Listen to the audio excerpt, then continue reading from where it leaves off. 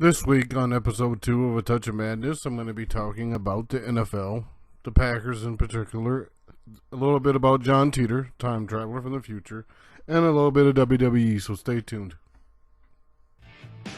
Let me tell you something, Okamaniacs. When the New York Giants beat the Packers and make it to the divisional round of the NFL playoffs, and they get the large 24-inch pythons on them, and oh, wrong guy, wrong team.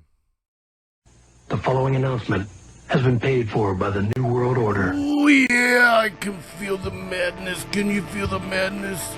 I feel the madness of the Cowboys and the Packers this Sunday night main game. Oh yeah, I'm gonna tell you my opinion, brother. Yeah, oh yeah, I'm gonna tell you my opinion about the Packers. Oh yeah, snap into it. And I'm gonna also talk about other things on this episode. I think I'm gonna talk about John Teeter. Oh yeah, brother, you think he's from the future or not? And I'm also gonna talk about some WWE. Ooh yeah.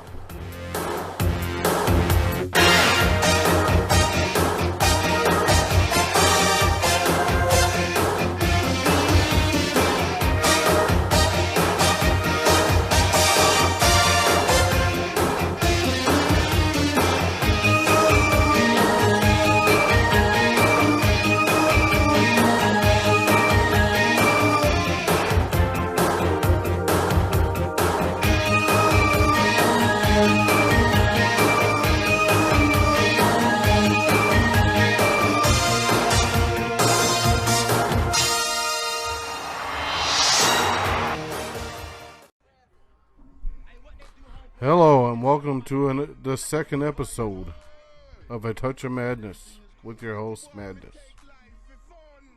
Everything I say on my shows is based on what I believe, my opinions.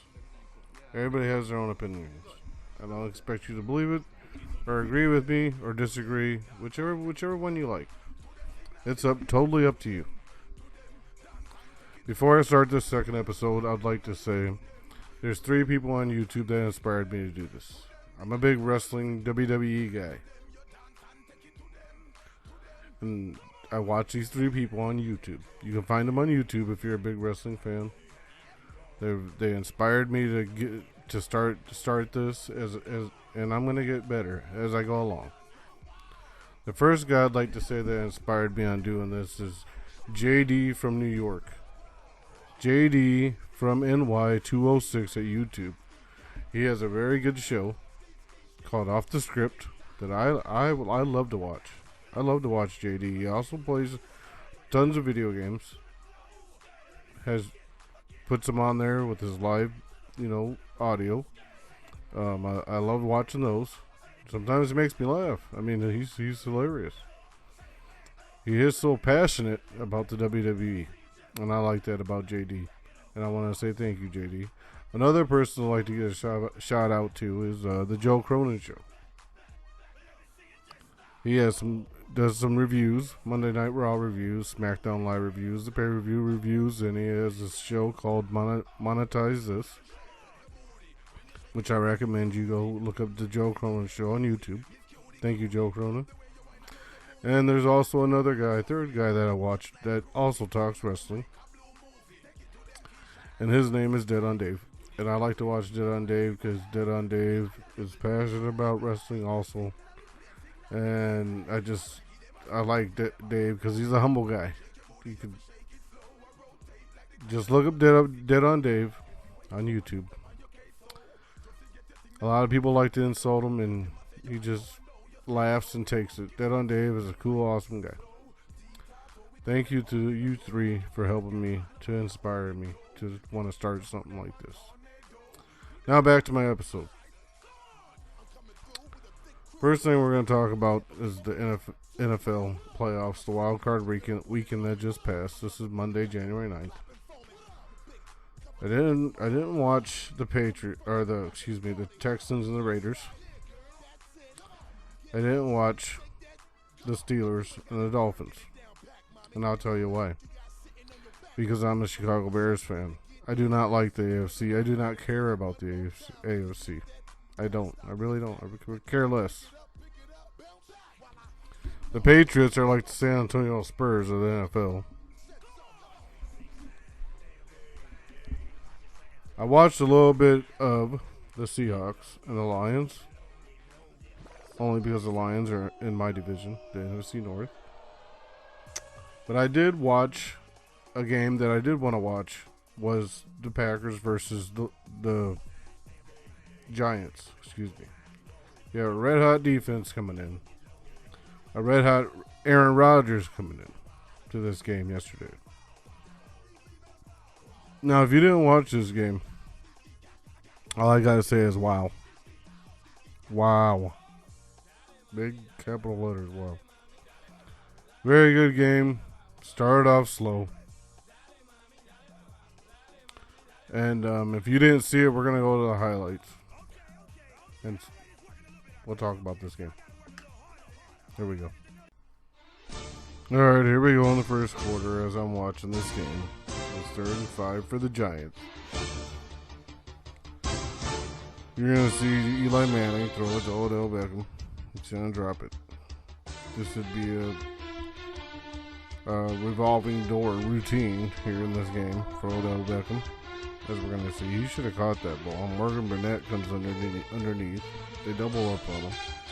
Still, he should have caught that ball. That ball was catchable. He ran to the outside. And he should have caught that.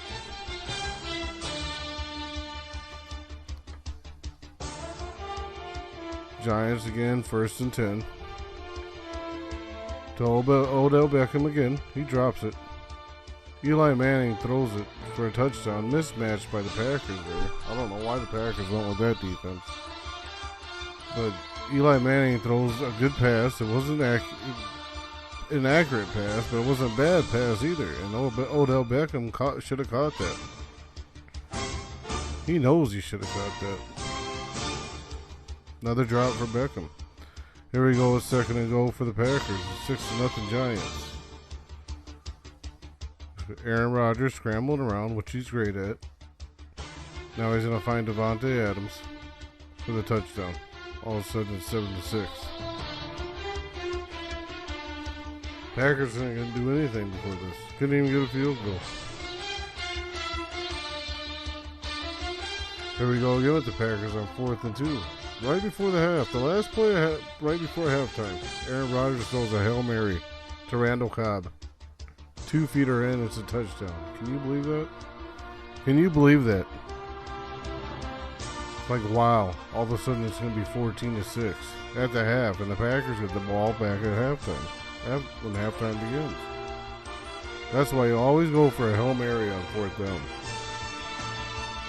What a tremendous play by Aaron Rodgers and Randall Cobb. You can see that all the receivers are going towards the end zone. All the secondary for the Giants are going to the end zone. Even the linebackers. There's not between 9 to 11 guys down there. They're all going to be boxing out. They're going to jump up. Cobb gets a little push off there, but there's no flag. And I agree with the refs. Good no call. The flag. Everybody's boxing out. A Hail Mary's a Hail Mary. Everybody's just a jump ball. Good play by the Packers. Also, it's 4th and inches. The Packers are going to go for it. But the Giants' defense comes up with a big stop at an important time. And the momentum is swifting over to the Giants' side. The Giants are gathering all this momentum. Now, what would the offense do with that big defensive stop? You're going to see Jonathan Casillas and Landon Collins get penetrations to stop Montgomery from converting on this 4th down. Now what would the offense do? 2nd and 10. Eli Manning looks deep, and he finds Tavares King, rookie out of Georgia, for a 41-yard touchdown. All of a sudden it's 14-13. G-men are back in this game. That's what I was thinking when I was watching the game. Giants are coming back. But it's 1st and 10. Here's Aaron Rodgers. Randall Cobb. It's like bread and butter. Can you believe this? Touchdown. All of a sudden it's 21-13.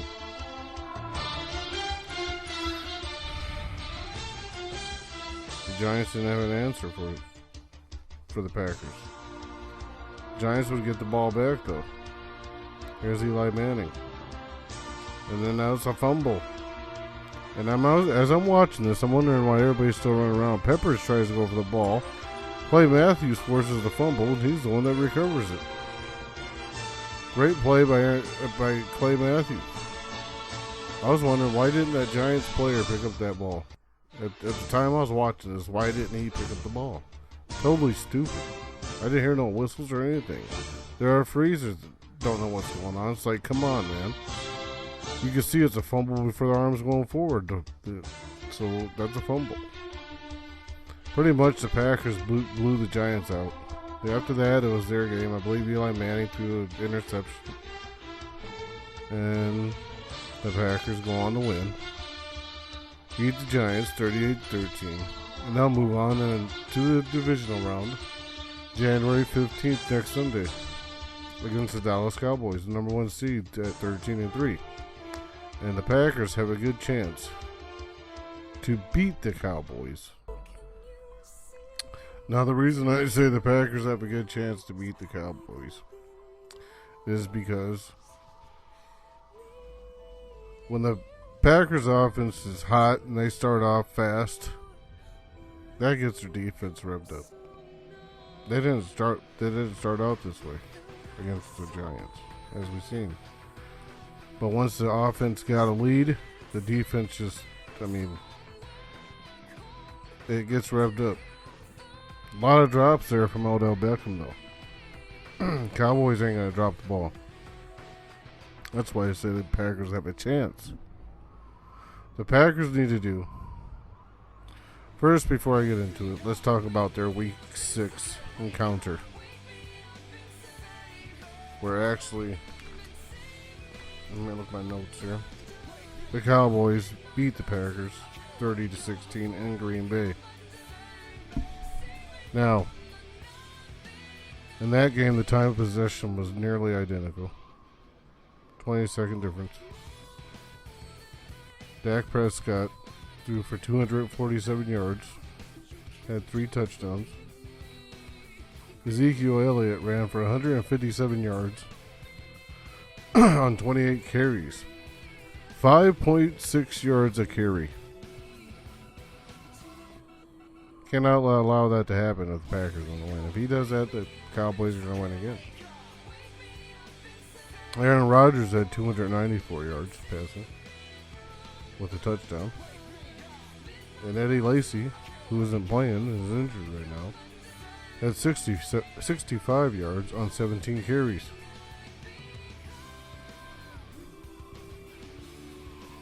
The Packers had 5 fumbles in that game. Aaron Rodgers threw an interception and had a fumble. There was 5 fumbles from the Packers. 3 of them, they lost. 2 of them, they recovered. It was Green Bay's worst loss at home, with Rodgers as their starting quarterback since the 2011 NFC Divisional Playoff game, where the Giants beat them 37-20.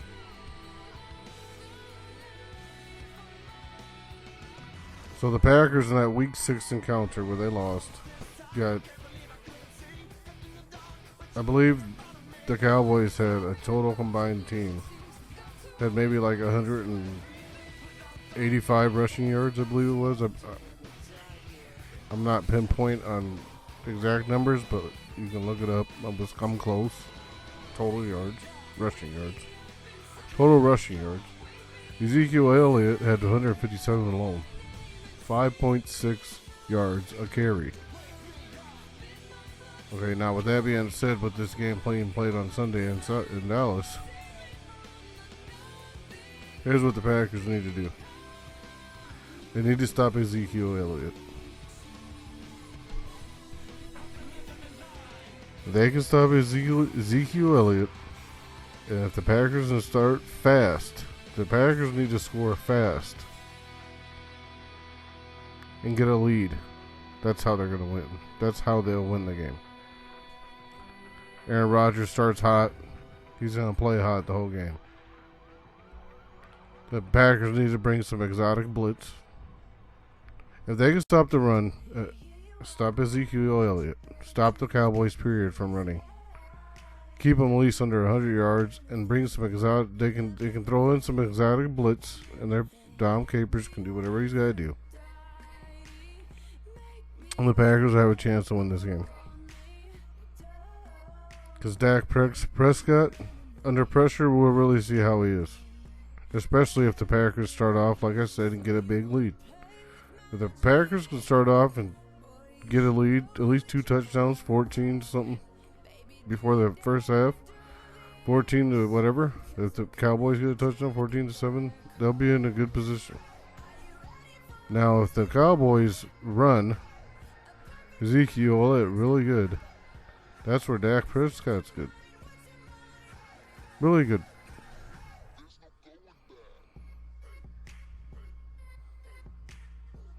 So, this game is a 50-50. It could go either way. It's up to the Packers. The Packers have a chance to beat the Dallas Cowboys. Dak Prescott won in the regular season. This is going to be his first playoff game. And Ezekiel Elliott's playoff game. The Cowboys could win. I'm not saying they're not going to win. The Cowboys could win. But then you got Atlanta and Seattle. To me, Seattle has the experience. I don't care. They look good in the game. They're going to beat the Falcons, I believe. And then you got the Steelers and the Chiefs. The Chiefs, to me, I ain't buying it. Just going to be the Steelers winning. Even though the Steelers didn't play great, they're going to beat the Chiefs. You know the Patriots are going to beat the Texans. I seen something this morning. The odds were just ridiculous in Vegas over the Patriots. Nobody's going to bet on the Texans. So my predictions is it's either going to be the Packers or Cowboys. We know that. I don't know who's going to win that game. I really don't. It's 50-50 to me. Whoever, they're going to end up playing Seattle. And I believe the Pittsburgh Steelers could upset the Patriots and make it to the Super Bowl. We'll see. That's my opinion. And if I'm wrong next week, I'll come on here with my next episode to admit that I was wrong.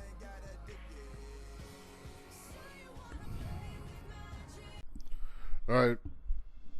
Some of you might be thinking, yeah, I'm like a Packers fan or something. I'm a Bears fan. I'm not rooting for the Packers. I mean, well, kind of am. So I do not like the Cowboys. I don't like Cowboys fans. I was just stating of how Green Bay could win this game. Now, I used to hate the Packers with a passion when they had Brett Favre. I loved to hate the Packers. I loved to hate Brett Favre. But when he had his fiasco and left, and Aaron Rodgers became their quarterback, Aaron Rodgers is talented. I give him that. Very talented. Very special quarterback. Very good.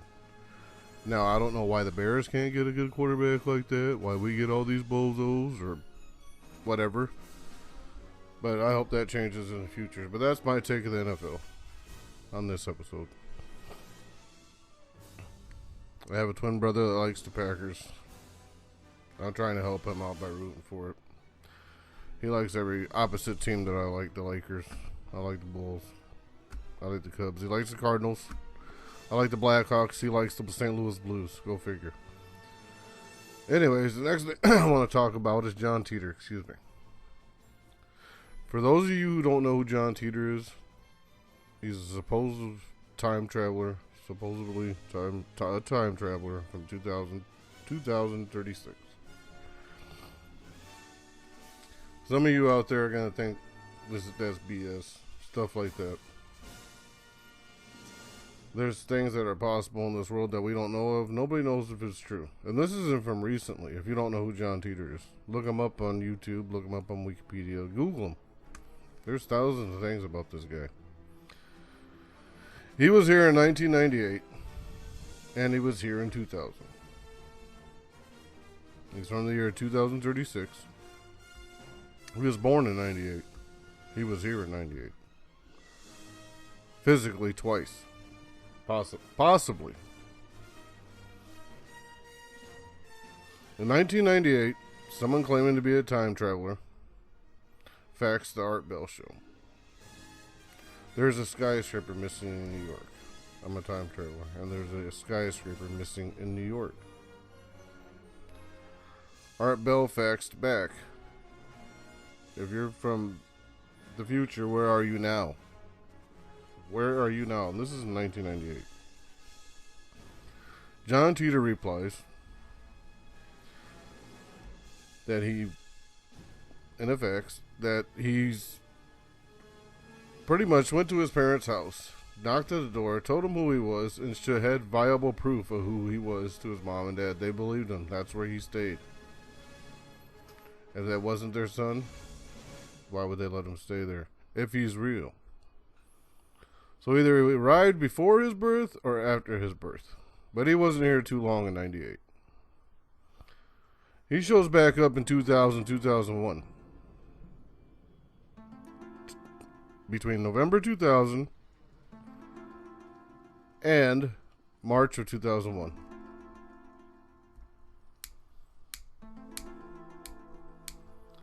He went on a bunch of forums back then on the internet. Was the early days of the internet.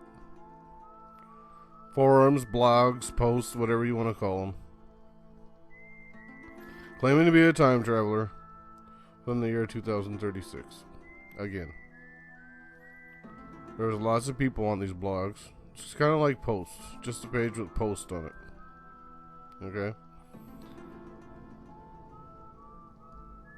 He offered to answer any questions. And he posted about the future, technology, time travel, and how it worked for a period. And how it worked. For a period of 3 months, he talked about a lot. There's a lot of stuff that he talked about. We can't even cover it on this video. He did this for about a period of 3 months. From November 2000 to March 2001.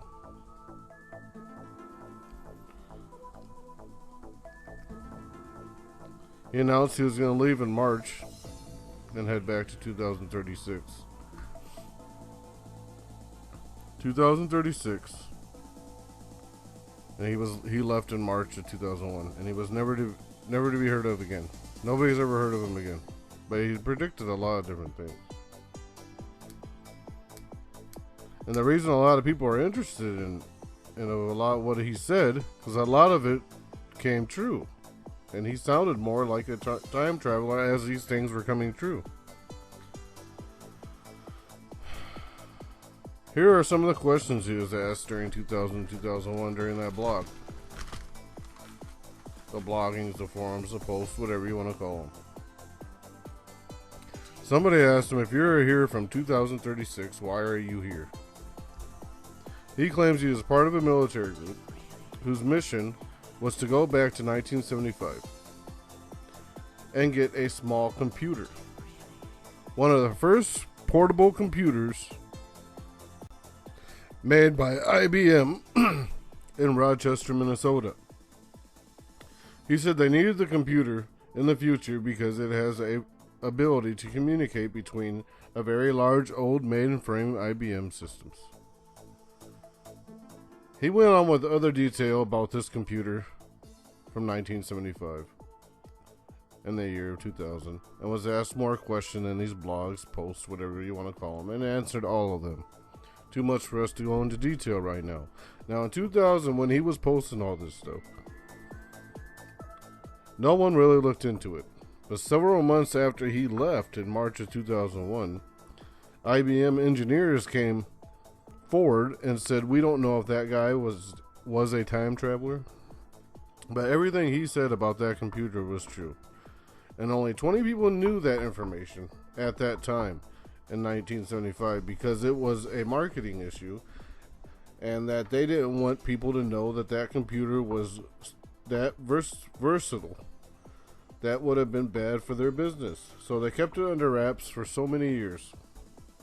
So either he worked for IBM in 1975 or he was really a time traveler. Now, he was asked something else. Why was he sent? Why was his unit sent, his military group, whatever he called them, why he was sent? He said his grandfather worked for IBM and that it was easier to go back into time and connect with one of your family members and explain to them and prove to them. And that's an easier way to travel in time. I don't know. You judge on your own. But there's a whole... You could write a book about everything, which they actually did, about everything that he posted. I mean, he predicted mad cow disease. CERN. If you guys don't know what CERN is, they pretty much created a black hole. A black hole.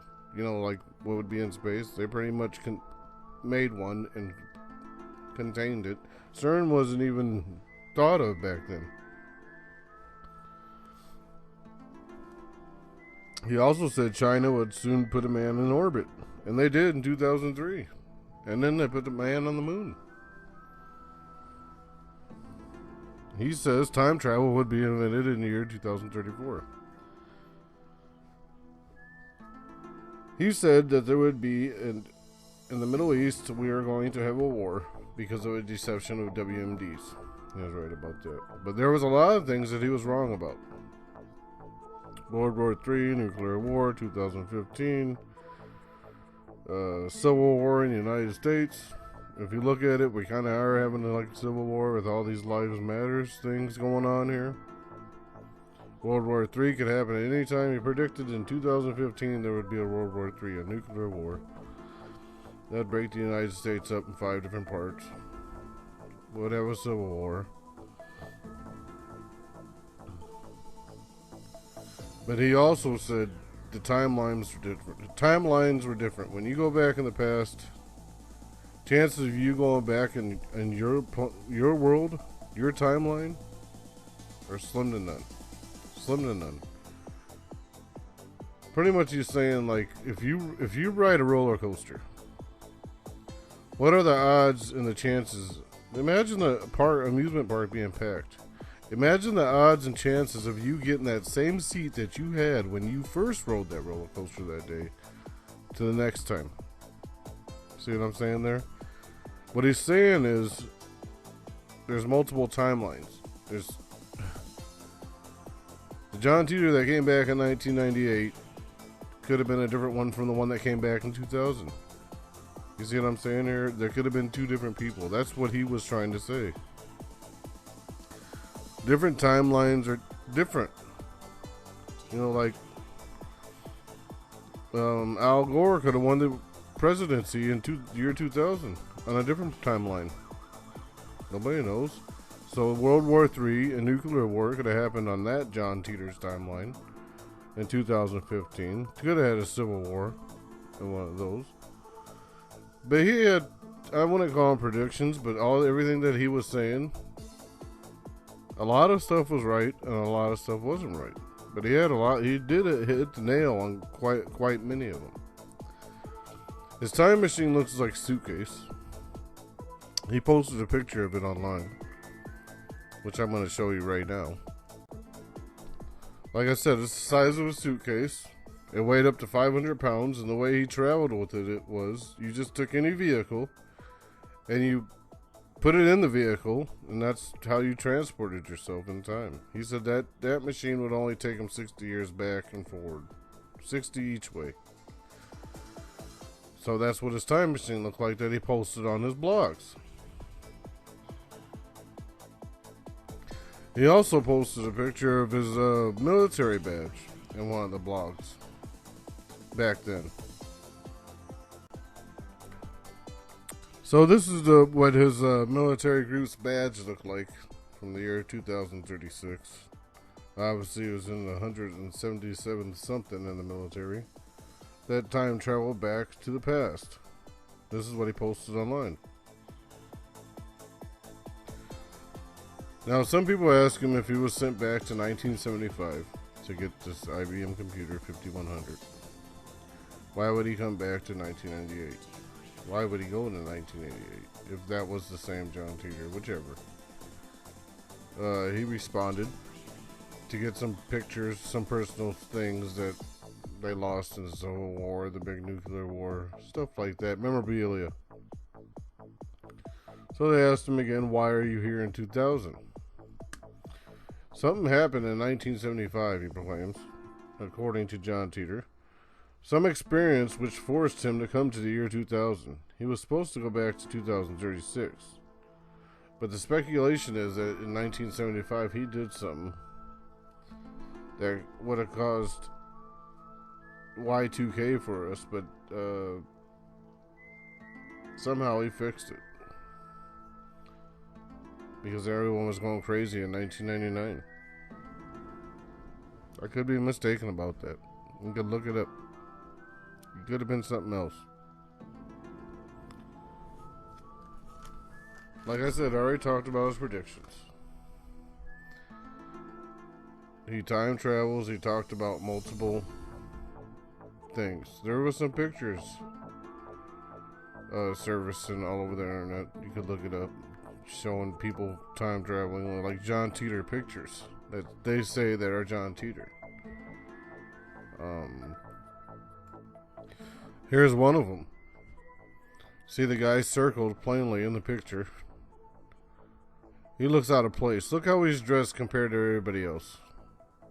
Look at the way he's dressed. Alright? He doesn't fit in there. Let's take a closer look. Okay, here's a closer look. Now you be the judge. Does he look like he fits in there? I don't know who that guy is, or that's how they dressed way back whenever this photo was taken, but it's old. It's not photoshopped. So you be the judge on that one. Now, John Titor, I don't know if he's a time traveler or not, but he called the Art Bell show one time. I can't find the video online, or they're either too long to do in this video. But I was going to play it for you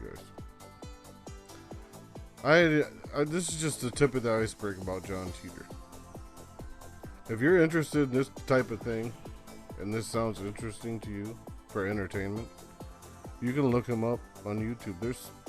I didn't even touch the tip of the iceberg of the questions that was asked to him. Everything that was asked to him, everything that he predicted, he talked about timelines, different timelines. Just like he said about coming back in the past, he wasn't guaranteed to go back to his timeline in the future. So, but I do have some other shows, because Art Bell, I used to watch Coast to Coast in the AM, still do sometimes. I think it's George Newry is the host of that now. But Art Bell has his own thing called, I think it's a Midnight in the Desert. And, well, I have a clip from Art Bell's show, one of Art Bell's shows, and I have a clip from another Art Bell video that I would like to show you. And maybe this will interest you. So, let's get to the video.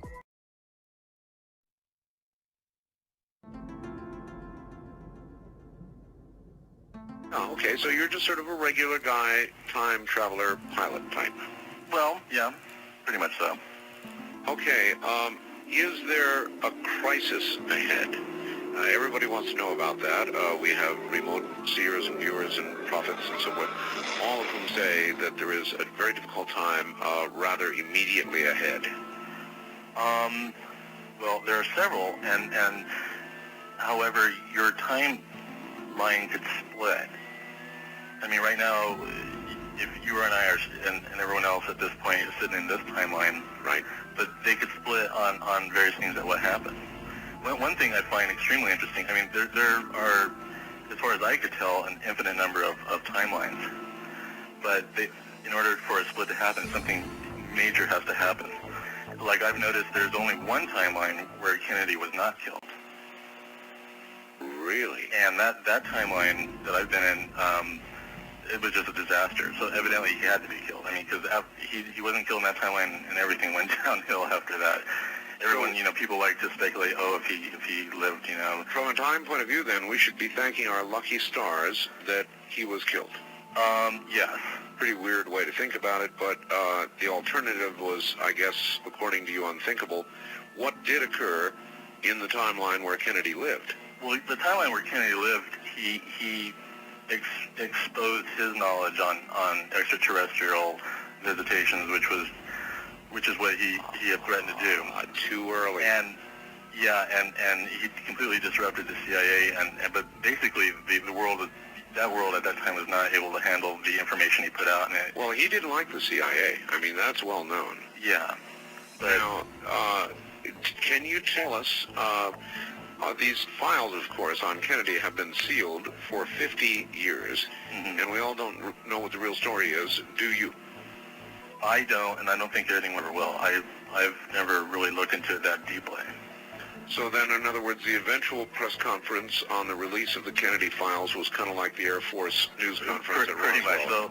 They'll just keep telling you stories. I mean, it's one story that even with the advent of the world knowing about various extraterrestrial encounters, that story will never come out. And they're connected, but That to be very intriguing. Is it possible that a physical manifestation from the future could be tossed on a table?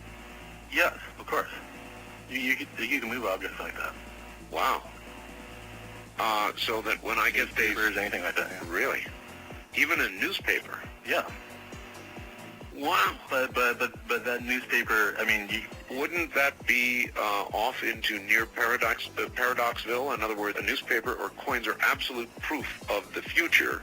not necessarily. It could be proof of only one future. If, for instance, I brought you a newspaper from 50 years, well, there aren't years in 50 years. Let's say I brought you a newspaper from 10 years ago. Yes. Or 10 years ahead. Ahead. And I gave it to you. Yes. But that could be from a different timeline. So none of it might really come to pass. Various events might not come to pass.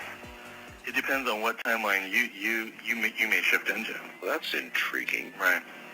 Which depends on events. Now, are you able to influence those events and shift us into a different timeline? That is part of my job, yes. My last mission was, I went back to 1933 to stop Operation Southern Cross, as they like to call it, because that was just bad news. At least in one timeline, anyway. So in other words, we're constantly, in effect, improving on the future. Exactly. Pretty good job if you can get it. It seems that, like, as I said, in order to shift a timeline, it has to be something major. It can't be like you make a decision to go right instead left. That won't affect a timeline shift. It has to be more. Very few individuals could do it. I mean, it takes a group or a group event or a major event for that to happen. So it's a carefully researched change. Pretty much so, I would say. All right, well, as usual, I thank you for calling in, and right, thank you very much. And I'm going to call in to your next one, which will be in a couple minutes to me. That'll be interesting. Right, thank you. That's my time traveler from 2037.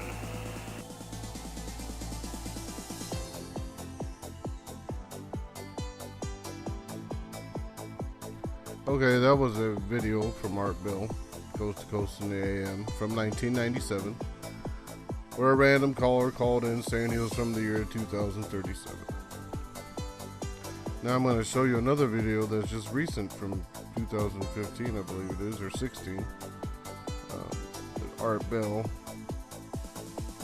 It's Midnight in the Desert, I believe it's called. Something like that. But here we go with the video. How to proceed. Have you got a minute for a story? Sure. But I mean, Sure. even before you tell it, I can tell you that you don't have long to live. Well, that's kind of the gist of the story, I'm afraid. Yeah, I read minds, and that may make me a hybrid, but go ahead. Okay, so and it is so nice to have you back on the air, and that was a very, very scary show last night. Yes, it was. Okay, so let me just give you a little bit of quick background about me so that this little experience will make sense. So I'm in my 50s. My daughter is in her 20s. She has no children. I have no grandchildren. One of my hobbies, I have a little fleet of kind of vintage motorcycles and classic cars, all in various states of disrepair that I drive around during the summer. Probably all over the yard, right? I've got a big warehouse that I Okay. put them in, so All they're not sitting out getting rusty. Okay. But, So, and I've always told her, look, when I'm gone, you can do anything you want with these cars and motorcycles. The only thing is I've got this 1931 Model A that's been in the family since the 50s. My dad and I restored it. Please keep that.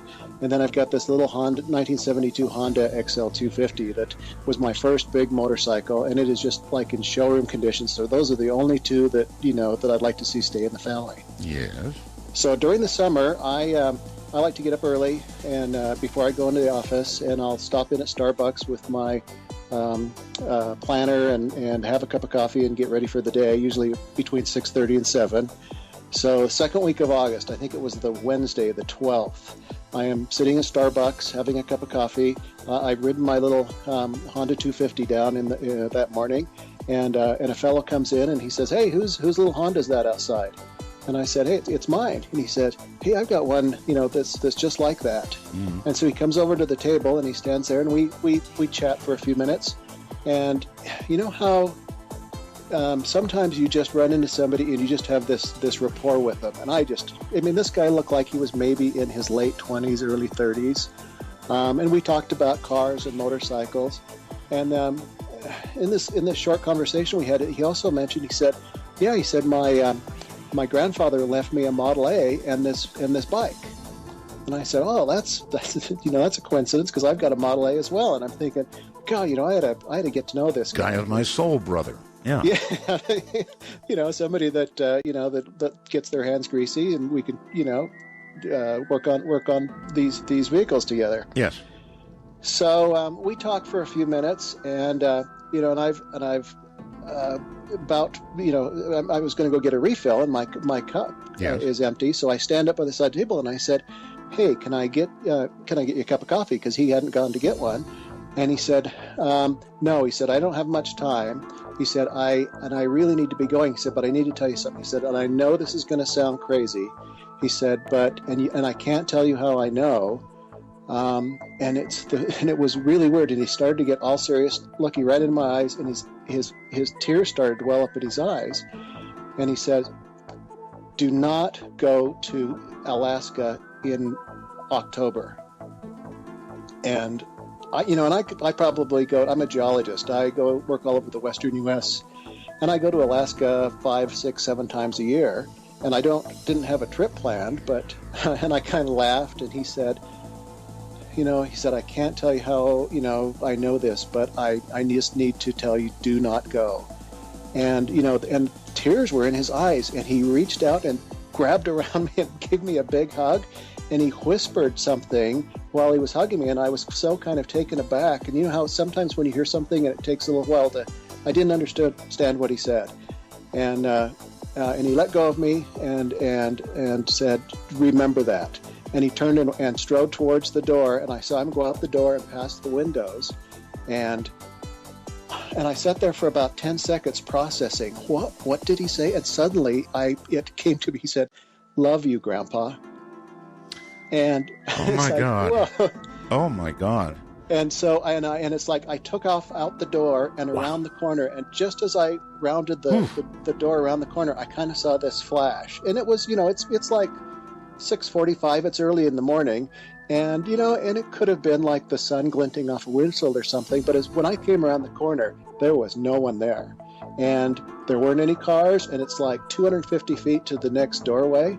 Yeah. And there was nobody there. And, I'm a scientist, and I don't know how to, this flash could have been, like I said, the reflection, and this guy it could have just been a coincidence, and maybe he was messing with me, but doesn't sound like it to me.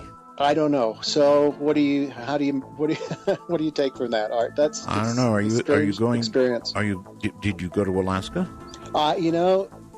The reason I'm calling is yesterday a proposal came across my desk for a project in Juneau for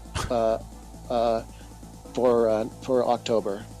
Oh, I don't think I'd go if I were you. I would take that literally and seriously, and I wouldn't go. Well, that was a weird, interesting story about time traveling. Now, I said all I could say about John Teeter. Some things I could be wrong. I didn't say everything. Like I said, it was a tip of the iceberg. But you can research it on YouTube, Google, whatever you want. If you want to know more about John Teeter, search it up on YouTube or Google, whichever one you want to do, on any search engine that you like. But that was the Art Bell Show, Midnight in the Desert, which you can catch Mondays through Fridays, 7 to 10 p.m. Central Time. You can listen in via TuneIn, on TuneIn, the Dark Matter digital network. But about John Teeter, take it with a grain of salt. It's up to you. Is time travel real? Is it possible? Can it happen? It's possible. So, I mean, I could have made mistakes during my evaluation here. Now I'd like to talk about some WWE, which this John Teeter thing took, and the Packers took most of my time here in this segment, on this episode. So I'm going to keep it quick and simple. January 29th, Sunday, January 29th is the Royal Rumble. 30-man Royal Rumble. There'll also be matches on that pay-per-view. Only on the WWE Network for $9.99. Your first month is free. Or you can get it on cable for $45. Which one's the smartest idea? Download the WWE Network app.